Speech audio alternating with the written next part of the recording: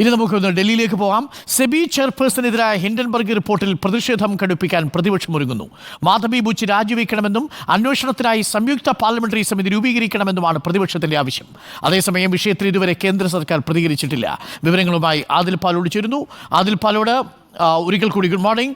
നമ്മൾ SEBI versus Hindenburg എങ്ങനെ പോകും, എങ്ങനെ വരും ഇനി വരുന്ന രംഗങ്ങൾ? ഇതിൽ നേരത്തെ സെബിയുമായി ബന്ധപ്പെട്ട് ചില ആരോപണങ്ങളൊക്കെ ഉയർത്തിയിരുന്നു.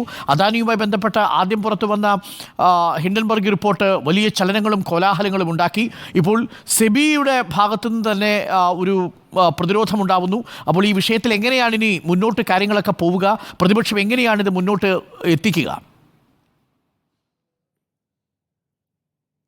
പ്രതിപക്ഷം ഇത് വലിയ പ്രചരണ ആയുധമാക്കി എടുക്കാൻ ഇതിനോടകം തീരുമാനിച്ചിട്ടുണ്ട്. ഇന്നലെ രാഹുൽ ഗാന്ധി ഒരു വീഡിയോ സന്ദേശം രൂക്ഷ വിമർശനവുമായി കേന്ദ്ര സർക്കാരിനെ വിമർശിച്ചുകൊണ്ട് പുറത്തിറക്കിയിരുന്നു. ഇതിൽ പ്രധാനമായും 3 ചോദ്യങ്ങൾ പ്രതിപക്ഷം ഉന്നയിക്കുന്നുണ്ട്. ഒന്ന്, ഈ എന്തുകൊണ്ടാണ് ഈ ആരോപണങ്ങൾ വന്നു? ഗുരുതരമായ ആരോപണങ്ങളാണ്.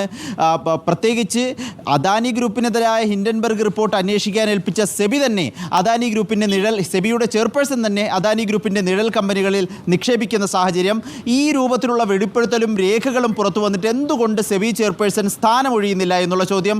2, ഇത് വിപണിയിൽ ഉണ്ടാക്കുന്ന പ്രത്യാഘാതം. അങ്ങനെ വിപണിയിൽ പ്രത്യാഘാതങ്ങൾ ഉണ്ടായാൽ നിക്ഷേപകരുടെ സമ്പാദ്യത്തിന് ആര് ഉത്തരവാദിത്തം പറയും നഷ്ടപ്പെട്ടു പോയാൽ എന്ന ചോദ്യം. ഒപ്പം സുപ്രീം കോടതിയുടെ ഇടപെടൽ എങ്ങനെയാകും എന്നത്. കാരണം നേരത്തെ സുപ്രീം കോടതി അദാനിക്കെതിരെയുള്ള ഹിൻഡൻബർഗ് റിപ്പോർട്ടിൽ സുപ്രീം കോടതിയുടെ നിരീക്ഷണം കൃത്യമായിരുന്നു.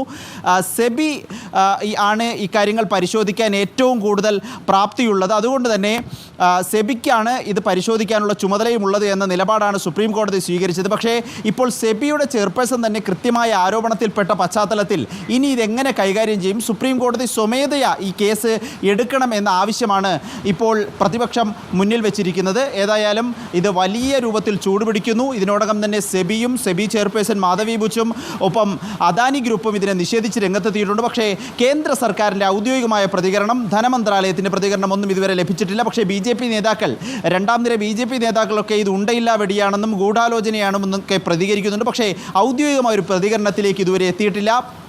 പ്രതിപക്ഷത്തിൻ്റെ ഈ ചോദ്യങ്ങൾക്കൊപ്പം തന്നെ ഒരു സംയുക്ത പാർലമെന്ററി സമിതിയുടെ അന്വേഷണം വേണമെന്ന ആവശ്യവും അവർ മുന്നിൽ വെക്കുന്നുണ്ട്. പക്ഷേ അങ്ങനെ ഒരു അന്വേഷണത്തിന് ഒരു സാധ്യതയുമില്ല.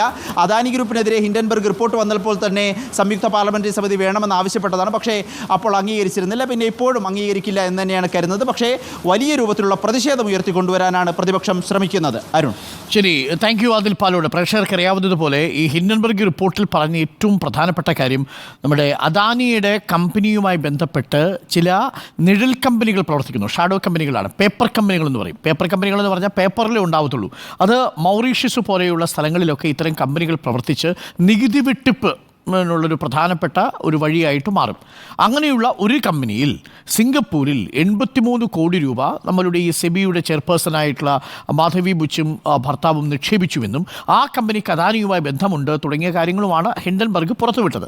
പക്ഷേ ആ വിഷയത്തിൽ ഹിൻഡൻബർഗ് പറയുന്നത് ശരിയല്ലെന്നും തങ്ങൾക്ക് നിക്ഷേപമുണ്ട്, പക്ഷേ അത് അദാനി കമ്പനിയുമായി ഒരു ബന്ധവുമില്ല എന്നുമാണ് സെബി അത് ആരോപണത്തെ നിഷേധിക്കുന്നത്. എന്നാൽ ചില രേഖകളൊക്കെ ഹിൻഡൻബർഗ് പുറത്തുവിട്ടിട്ടുണ്ട്.